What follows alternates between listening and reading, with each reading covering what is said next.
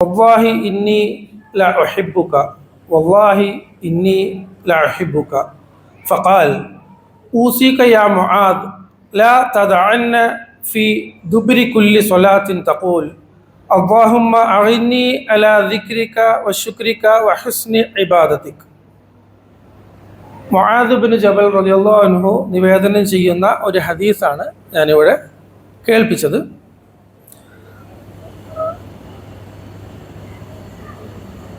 Muadh bin ജബൽ റളിയല്ലാഹു അൻഹു അദ്ദേഹത്തെക്കുറിച്ച് പറയുമ്പോൾ പ്രവാചകന്റെ മദീന വിപ്ലവത്തെക്കുറിച്ച് പറയേണ്ടി വരും. പ്രവാചകൻ സല്ലല്ലാഹു അലൈഹി വസല്ലമ 13 വർഷത്തോളം മക്കയിൽ പ്രബോധന പ്രവർത്തനങ്ങളിൽ ഏർപ്പെടുകയും പിന്നീട് അദ്ദേഹം മദീനയിലെത്തി ഇസ്ലാമിക വിപ്ലവം സാധ്യമാക്കുകയും അല്ലെങ്കിൽ അദ്ദേഹത്തെ അള്ളാഹു ഏൽപ്പിച്ച ദൗത്യം പൂർത്തീകരിക്കുകയും ചെയ്തതാണ് ചരിത്രം. പ്രവാചകന്റെ മദീന വിപ്ലവം സാധ്യമാക്കുന്നതിൽ മുആദ് ബിൻ ജബൽ റളിയല്ലാഹുവിന്റെ പങ്ക് വളരെ വലുതാണ്. മുമ്പൊരു സദസ്സിൽ ഞാൻ സൂചിപ്പിച്ചിരുന്നു, യുവാക്കളോട് പ്രത്യേകമായി ഇസ്ലാമിൻ്റെ പ്രചരണ പ്രബോധന പ്രവർത്തനങ്ങളിൽ യുവാക്കൾക്ക് എന്ത് പങ്ക് എന്ന ചോദ്യത്തിന് ഏറ്റവും വലിയ പാഠപുസ്തകമാണ് മുആദ് ബിൻ ജബൽ റളിയല്ലാഹുവിന്റെ ചരിത്രം എന്ന് പറയുന്നത്. അഥവാ പ്രവാചകന് അദ്ദേഹത്തിൻ്റെ അധ്യാപനങ്ങൾ മദീനയിൽ സുഖകരമായി സുന്ദരമായി നടപ്പിലാക്കാനുള്ള എല്ലാ കളവും ഒരുക്കി കൊടുത്തത് യുവാവായ ഇദ്ദേഹമായിരുന്നു എന്ന് നമുക്ക് ചരിത്രത്തിൽ വായിച്ചെടുക്കാൻ പറ്റും. അദ്ദേഹം റിപ്പോർട്ട് ചെയ്യുന്ന ഒരു ഹദീസാണ്. അത് തുടങ്ങുന്നത് ഇങ്ങനെയാണ്. അഥവാ പ്രവാചകൻ സല്ലല്ലാഹു അലൈഹി വസല്ലമ അദ്ദേഹത്തെ മകനെ എന്ന് വിളിച്ചുകൊണ്ട് അല്ലെങ്കിൽ അത്യധികം സ്നേഹവാത്സല്യത്തോടുകൂടി ഞാൻ നിന്നെ സ്നേഹിക്കുന്നു മുആദ്, യാ മുആദ്, അല്ലയോ മുആദ് ഞാൻ നിന്നെ സ്നേഹിക്കുന്നു എന്ന് 2 വട്ടം അദ്ദേഹം ആവർത്തിച്ചു. അത് ഹദീസ് അങ്ങനെ തന്നെ റിപ്പോർട്ട് ചെയ്യുന്നുണ്ട്. ഞാൻ നിന്നെ സ്നേഹിക്കുന്നു എന്ന് ആവർത്തിച്ചുകൊണ്ടാണ്, എന്ന് പറഞ്ഞുകൊണ്ടാണ് പ്രവാചകൻ സല്ലല്ലാഹു അലൈഹി വസല്ലമ മുആദിന് ഒരു ഉപദേശം നൽകുന്നത്. എന്താണ് ഉപദേശം എന്നുള്ളത് ഞാൻ വഴിയെ പറയാം. ഉപദേശം സ്നേഹത്തോടു കൂടിയാവണം എന്നതാണ് പ്രവാചകൻ സല്ലല്ലാഹു അലൈഹി വസല്ലമയുടെ ഈ ഒരു രീതിയിൽ നിന്ന്, ശൈലിയിൽ നിന്ന് നാം മനസ്സിലാക്കേണ്ടത്. അതാണ് ഞാൻ ഒന്നാമതായി സൂചിപ്പിക്കാൻ ആഗ്രഹിക്കുന്നത്. അഥവാ നമ്മൾ ആരെയെങ്കിലും ഉപദേശിക്കുന്നുണ്ടെങ്കിൽ അവരെ നന്നാവണം എന്ന ഉദ്ദേശത്താലാണല്ലോ, എന്ന ഒരു നല്ല പ്രേരണയാലാണല്ലോ നമ്മളത് ചെയ്യുന്നത്. കേൾക്കുന്ന ആള് വെറുത്തു പോകുമാറ് അല്ലെങ്കിൽ നമ്മൾ എന്ത് ഉപദേശമാണോ കൊടുക്കുന്നത് അത് അവൻ സ്വീകരിക്കാൻ തയ്യാറാവാത്ത രൂപത്തിൽ അവനക്ക് അല്ലെങ്കിൽ അത് കേൾക്കുന്ന വ്യക്തിക്ക് അരോചകമാകുമാറ് ഉപദേശം നൽകുന്നത് ഒരിക്കലും ഫലവത്താവുകയില്ല എന്നുള്ളതാണ് നമ്മൾ ഒന്നാമതായി മനസ്സിലാക്കേണ്ട പാഠം. പ്രവാചകൻ സല്ലല്ലാഹു അലൈഹി വസല്ലമയുടെ പള്ളിയിലൊക്കെ കുട്ടികൾ ധാരാളമായി വന്നിരുന്നു എന്ന് അദ്ദേഹത്തിൻ്റെ തന്നെ ചില പറച്ചിലുകളിലൂടെ അല്ലെങ്കിൽ അദ്ദേഹത്തിൻ്റെ തന്നെ ചില അനുഭവങ്ങളിലൂടെ നമ്മൾ മനസ്സിലാക്കിയിട്ടുണ്ട്. തുർക്കിയിലൊക്കെ പള്ളിയിൽ കുട്ടികൾക്ക് വേണ്ടി പ്രത്യേകമായി ചില സംവിധാനങ്ങൾ ഒരുക്കുമായിരുന്നു എന്നും നാം കേട്ടിട്ടുണ്ട്. ഞാൻ പറഞ്ഞു വരുന്നത്, പള്ളിയിലുള്ള കുട്ടികളുടെ വരവ് ഒരർത്ഥത്തിൽ മുതിർന്നവരെ സംബന്ധിച്ചിടത്തോളം അരോചകമാണ്. ഒരർത്ഥത്തിൽ അവർക്ക് അത് അസ്വസ്ഥത ഉണ്ടാക്കുന്നുണ്ട്. പക്ഷേ അത് സഹിക്കുകയും അവരെ പള്ളിയിലേക്ക് വരാൻ, കുട്ടികളെ പള്ളിയിലേക്ക് വരാൻ നിരന്തരം പ്രോത്സാഹിപ്പിക്കുകയും അതേസമയം അവരെ എങ്ങനെയാണ് പള്ളിയിൽ പെരുമാറേണ്ടത് എന്നതിൻ്റെ അച്ചടക്കം ഗുണകാംക്ഷ ബുദ്ധിയോടുകൂടി അവരെ ഉപദേശിച്ചു കൊടുക്കുകയും ചെയ്യേണ്ടതാണ് എന്നുള്ളതാണ് അതിൻ്റെ രീതി. അല്ലാതെ പള്ളിയിൽ വന്ന് കുട്ടികൾ ബഹളമുണ്ടാക്കുന്നു എന്ന് പറഞ്ഞ് കുട്ടികളെ പള്ളിയിൽ നിന്ന് പാടെ അകറ്റി മാറ്റുന്ന രീതി സ്വീകരിക്കാവതല്ല എന്നാണ് സാന്ദർഭികമായി സൂചിപ്പിക്കുന്നത്. ഇങ്ങനെ മക്കളെ ഉപദേശിക്കുന്നതിൽ അല്ലെങ്കിൽ നമ്മൾ ഒരാളെ തിരുത്തുന്നതിൽ, ഒരാളുടെ തെറ്റ് തിരുത്തുന്നതിൽ കൃത്യമായിട്ടുള്ള പ്രവാചകന്റെ ഭാഗത്തുനിന്ന് ഇത്തരം മാതൃകകളുണ്ട് എന്നാണ് സൂചിപ്പിച്ചു വരുന്നത്. മക്കളെ ഉപദേശിക്കുന്ന രീതി 2 പ്രവാചകന്മാരിൽ നിന്നുകൂടി ഞാൻ സാന്ദർഭികമായി ഉദാഹരിക്കട്ടെ.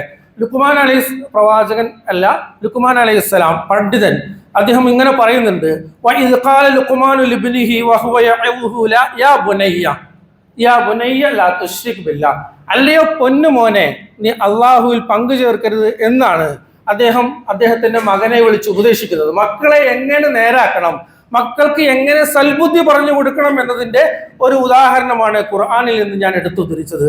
അതുപോലെ തന്നെ പ്രവാചകൻ ഖലീലുല്ലാ ഇബ്രാഹിം അലൈഹിസ്സലാം പറയുന്നുണ്ട്, ഖാല യാ ബുനയ്യ ഇന്നി അറാ ഫിൽ മനാമി അന്നി അദ്ബഹുക. അല്ലയോ പൊന്നുമോനെ, ഞാൻ സ്വപ്നത്തിൽ ഒരു സ്വപ്നം കണ്ടിരിക്കുന്നു, നിന്നെ അറുക്കണം എന്നാണ്. അപ്പൊ ഇങ്ങനെ പൊന്നുമോനെ എന്ന് വിളിച്ചുകൊണ്ട് മക്കളോട് സംസാരിക്കുന്ന ഒരു രീതിയാണ് രക്ഷിതാക്കൾ സ്വീകരിക്കേണ്ടത്. അല്ലെങ്കിൽ ആളുകളെ ഉപദേശിക്കുന്നവർ അവർക്ക് നമ്മളെ സ്വീകരിക്കാൻ പാകത്തിലുള്ള സ്വഭാവ രീതിയാണ്, പെരുമാറ്റ രീതിയാണ് നമ്മിൽ നിന്നുണ്ടാവേണ്ടത് എന്നാണ് ഇതിൽ നിന്നൊക്കെ നമുക്ക് മനസ്സിലാക്കാൻ കഴിയുന്നത്. ഞാൻ മക്കളെ ഗുണദോഷിക്കുന്ന കാര്യം, അല്ലെങ്കിൽ മക്കളെ ഇസ്ലാമിന്റെ മാർഗത്തിൽ വളർത്തുന്ന കാര്യം സാഹചര്യവശാൽ ഒന്നുകൂടി ആവർത്തിച്ച് പറയുകയാണ്. അഫാൻ 5-ലധികം ആളുകളെ, 1 ഡസൻ ആളുകളെ കൊന്ന ഒരു കാലഘട്ടത്തിലാണ് നാം ജീവിക്കുന്നത്. അതുപോലെ തന്നെ കുട്ടി കൊലയാളികൾ ഷഹബാസ് എന്ന് പറയുന്ന ഒരു വിദ്യാർത്ഥിയെ നിഷ്ഠൂരമായി കൊന്ന ഒരു കാലത്താണ് നാം ജീവിച്ചു കൊണ്ടിരിക്കുന്നത്. മാതാപിതാക്കൾക്ക് പങ്കുണ്ട്.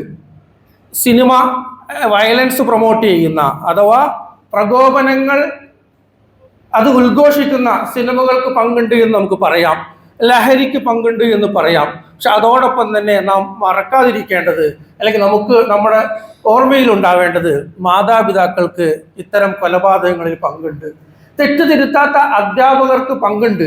അതുപോലെ തന്നെ ആശയം നടപ്പിലാക്കുന്നതിന് വേണ്ടി വടിവാളും വടിയും എടുക്കുന്ന വിദ്യാർത്ഥി സംഘടനകൾക്കും രാഷ്ട്രീയ പാർട്ടികൾക്കും പങ്കുണ്ട്.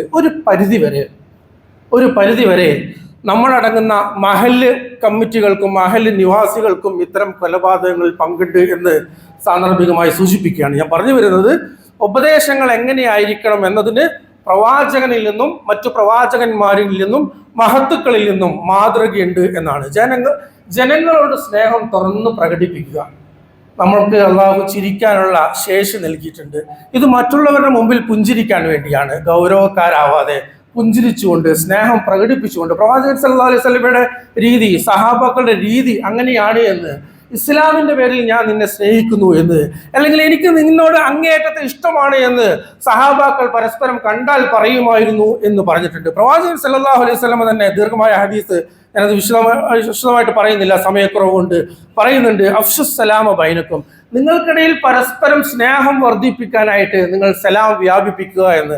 കാണുമ്പോൾ ചിലപ്പോൾ സലാം ഒക്കെ പറഞ്ഞ് ചില ആളുകളെ നമ്മൾ ചിലപ്പോൾ ശല്യക്കാരായിട്ട് കണക്കാക്കും. ഇവനെ എപ്പോൾ കണ്ടാലും സലാമാണല്ലോ, ഇവനെ അല്ലെങ്കിൽ എവിടെ കണ്ടാലും സലാമാണല്ലോ എന്ന്. അങ്ങനെ ശല്യക്കാരായി കണക്കാക്കേണ്ടതില്ല. സ്നേഹം വർദ്ധിപ്പിക്കാനായി, നമുക്കിടയിലുള്ള പരസ്പര ബന്ധം ഊഷ്മളമാക്കാനായിട്ട് പ്രവാചകൻ സല്ലല്ലാഹു അലൈഹി വസല്ലമ പറഞ്ഞൊരു ടൂളാണ്, പറഞ്ഞൊരു സഹായിയാണ് സലാം എന്ന് പറയുന്നത്. നമുക്കിടയിൽ അങ്ങനെ സലാം വർദ്ധിപ്പിച്ചുകൊണ്ട് സ്നേഹം അധികരിപ്പിക്കുക എന്നാണ് സൂചിപ്പിക്കുന്നത്. ഞാൻ ഈ ഹദീസിലേക്ക് വന്നാൽ, പ്രവാചകൻ സല്ലല്ലാഹു അലൈഹി വസല്ലമ മുആദിനോട് നിന്നെ എനിക്ക് അത്യധികം ഇഷ്ടമാണ് എന്ന് പറഞ്ഞുകൊണ്ട് പറഞ്ഞ ആ ഹദീസിലേക്ക് വന്നാൽ, അത് പറഞ്ഞുകൊണ്ട് ഞാൻ അവസാനിപ്പിക്കുകയാണ്. അള്ളാഹുവിനോട് പ്രാർത്ഥിക്കാൻ ആവശ്യപ്പെടുകയാണ്. നീ അള്ളാഹുവിനോട് തേടണം, യാ മുആദേ, നീ അള്ളാഹുവിനോട് തേടണം എന്ന് പറഞ്ഞുകൊണ്ട് പറയുന്നത്, അല്ലാഹുമ്മ അഇന്നി അലാ ദിക്രിക വശുക്രിക വഹുസ്നി ഇബാദതിക, അള്ളാഹുവേ എനിക്ക് നീ കഴിവ് നൽകണം, അള്ളാഹുവേ എനിക്ക് നീ കഴിവ് നൽകണം, നിന്നെ ഓർക്കാൻ എനിക്ക് നീ കഴിവ് നൽകണം, നിനക്ക് നന്ദി ചെയ്യാൻ എനിക്ക് നീ കഴിവ് നൽകണം, നിനക്ക് ഇബാദത്ത് ചെയ്യാൻ എനിക്ക് നീ കഴിവ് നൽകണം. അള്ളാഹുവിന്റെ കഴിവില്ലാതെ ഒന്നും സാധ്യമല്ല. നമ്മളെല്ലാവരും നിസ്സഹായരാണ് എന്നൊരു പാഠമാണ് വേറെ പറയേണ്ടത്. പക്ഷേ ഇവിടെ ഞാൻ പറയാൻ ആഗ്രഹിക്കുന്നത്, അള്ളാഹുവിനെ ഓർക്കാത്ത ഒരു ദിവസം പോലും നമ്മളിൽ നിന്ന് കടന്നു പോകരുത്. അള്ളാഹുവിനെ ഓർക്കാൻ, അള്ളാഹുവെ എനിക്ക് കഴിവ് നൽകണേ എന്ന് നമ്മൾ അള്ളാഹുവിനോട് പ്രാർത്ഥിക്കണം. ഒരു മുസ്ലിമിന്റെ ജീവിതം മുഴുവൻ അള്ളാഹുവിനോടുള്ള സ്മരണയാണല്ലോ, ദിക്റാണല്ലോ. നമ്മൾ രാവിലെ എണീക്കുന്നത് മുതൽ രാത്രി പായയിൽ നമ്മുടെ പാർശ്വം വെക്കുന്നത് വരെയും ദിക്റുകളാണ്. അങ്ങനെ അള്ളാഹുവിനെ സ്മരിച്ചുകൊണ്ടുള്ള ഒരു ജീവിതമായിരിക്കണം നമ്മൾക്ക്. അള്ളാഹുവിനെ മറക്കുന്ന ഒരു അവസ്ഥ ഉണ്ടാവരുത്. പക്ഷേ അത് അള്ളാഹുവിനോട് തേടണം. അള്ളാഹുവെ നിന്നെ മറക്കുന്ന അവസ്ഥ എനിക്കുണ്ടാക്കരുതേ, അള്ളാഹുവെ നിന്നെ ഓർക്കാൻ എനിക്ക് കഴിവ് നൽകണേ എന്ന് നമ്മൾ പ്രാർത്ഥിക്കണം. അത് സ്വർഗവാസികളുടെ ഒരു ഗുണമായിട്ട് അള്ളാഹു പറയുന്നുണ്ട്. അള്ളാഹുവിനെ ധാരാളമായി സ്മരിക്കുന്നവരാണ് സ്വർഗവാസികൾ എന്ന് സ്വർഗവാസികളുടെ ഗുണമായിട്ട് പറയുന്നുണ്ട്. സ്വർഗത്തിലേക്ക് എത്തിപ്പെടുക, സ്വർഗത്തിൽ ഒരു ഭവനം ഉണ്ടാക്കിയെടുക്കുക എന്നതൊക്കെയാണല്ലോ നമ്മുടെ ആഗ്രഹം. അതുകൊണ്ട് ദിക്റുള്ള, അള്ളാഹുവിനെ ധാരാളമായി സ്മരിക്കുന്നവരായിട്ട് നാം മാറേണ്ടതുണ്ട്. രണ്ടാമത് പറയുന്നത്, നന്ദി കാണിക്കാൻ, അള്ളാഹുവെ നിന്നോട് നന്ദി കാണിക്കാൻ എനിക്ക് നീ കഴിവ് നൽകണം എന്നുള്ളതാണ്. അള്ളാഹുവിന്റെ ദാനമാണ് നമ്മുടെ ഈ ജീവിതം മുഴുവൻ. നമ്മുടെ ജീവിതത്തിലെ ഓരോ അനുഗ്രഹങ്ങളും അള്ളാഹുവിന്റെ ദാനമാണ്. നമ്മളെ മുസ്ലിമാക്കിയത്, നമുക്ക് ഈ വിവേകം നൽകിയത്, നമുക്ക് ബുദ്ധിശേഷി നൽകിയത്, നമുക്ക് ജീവിത വിഭവങ്ങൾ നൽകിയത്, നല്ല മാതാപിതാക്കളെ നൽകിയത്, ഞാൻ ഓരോന്നും എണ്ണി എണ്ണി പറയുന്നില്ല. നമ്മുടെ ജീവിതം മാസകലം അള്ളാഹുവിന്റെ ദാനമാണ്. ആ ദാനത്തിന് നന്ദി കാണിക്കാൻ, നന്ദിയുള്ളവനായി തീരാൻ, ആയിഷ ഞാൻ അള്ളാഹിന്റെ നന്ദിയുടെ അടിമയാവണ്ടേ എന്ന് പ്രവാചകൻ ഹൃദസ്പൃക്കായ രൂപത്തിൽ ആയിഷ ബീവി റളിയല്ലാഹു അൻഹയോട് ചോദിക്കുന്നുണ്ട്. സന്ദർഭം ഞാൻ വിശദീകരിക്കുന്നില്ല. പ്രവാചകൻ അത്യധികം അള്ളാഹുവിനോട് നന്ദിയുള്ളവനായിരുന്നു. ആ അർത്ഥത്തിൽ നന്ദി കാണിക്കാൻ നാം ശ്രദ്ധിക്കണമെന്നാണ്. നന്ദിയുള്ളവനാവാൻ എന്നെ നീ സഹായിക്കണേ എന്ന് പ്രാർത്ഥിക്കണമെന്നാണ് സൂചിപ്പിക്കുന്നത്. ഏറ്റവും അവസാനമായിക്കൊണ്ട് ഇബാദത്തുകൾ നന്നായി ചെയ്യണം, ഇബാദത്തുകൾ നന്നായി ചെയ്യാൻ എന്നെ സഹായിക്കണേ എന്ന് നമ്മൾ അള്ളാഹുവിനോട് പ്രാർത്ഥിക്കണം. അഥവാ നമ്മൾ ചെയ്യുന്ന എല്ലാ ഇബാദത്തുകളും അതെല്ലാം പെർഫെക്ഷനോടുകൂടി ആയിരിക്കണം എന്നുള്ളതാണ്. ഒരു മുസ്ലിം ഒരു പെർഫെക്ഷനിസ്റ്റ് ആയിരിക്കണം. അവൻ ഏറ്റവും മികച്ചവനായിരിക്കണം. ഒന്നിലും ഒരു കുറവ് വരുത്താത്ത രൂപത്തിലായിരിക്കണം അവന്റെ ജീവിതം. പ്രത്യേകിച്ച് ഇബാദത്തുകൾ, നാം ചെയ്യുന്ന നമസ്കാരങ്ങൾ, നാം നോൽക്കുന്ന നോമ്പുകൾ, നാം ചെയ്യുന്ന സക്കാത്ത് ദാനധർമ്മങ്ങൾ, നാം നിർവഹിക്കുന്ന ഹജ്ജുകൾ, മറ്റേത് അമലു സാലിഹാത്ത് ആയിക്കോട്ടെ, അതെല്ലാം പെർഫെക്ഷനോടുകൂടി, ഇഹ്സാൻ അങ്ങനെയാണല്ലോ നമ്മൾ പഠിപ്പിച്ചിരിക്കുന്നത്, ഏറ്റവും ഇഹ്സാനോടുകൂടി പെർഫെക്ഷനോടുകൂടി നിർവഹിക്കാൻ കഴിയണം. അങ്ങനെ നിർവഹിക്കാൻ എനിക്ക് നീ ഉദവി നൽകണേ നാഥ എന്നുള്ള പ്രാർത്ഥന നമ്മിൽ ഉണ്ടാവണം എന്നാണ് മുആദിലൂടെ അള്ളാഹുവിന്റെ റസൂൽ നമ്മെ പഠിപ്പിക്കുന്നത്. ഞാൻ അവസാനിപ്പിക്കുകയാണ്. ഈ രൂപത്തിൽ അള്ളാഹുവിനോട് എല്ലാ തരത്തിലുള്ള കഴിവുകളും തേടിക്കൊണ്ട് അള്ളാഹുവിനോട് നന്ദി ചെയ്യുന്ന, അള്ളാഹുവിന് നന്നായി ഇബാദത്ത് ചെയ്യുന്ന, അള്ളാഹുവിനെ എന്നും ഓർക്കുന്ന സച്ചരിതരിൽ, സ്വാലിഹീങ്ങളിൽ, സ്വർഗവാസികളിൽ അള്ളാഹു നമ്മെ ഉൾപ്പെടുത്തി അനുഗ്രഹിക്കുമാറാവട്ടെ. വആഖിറു ദഅവാനാ അനിൽ ഹംദുലില്ലാഹി റബ്ബിൽ ആലമീൻ. അസ്സലാമു അലൈക്കും വറഹ്മത്തുള്ളാഹി.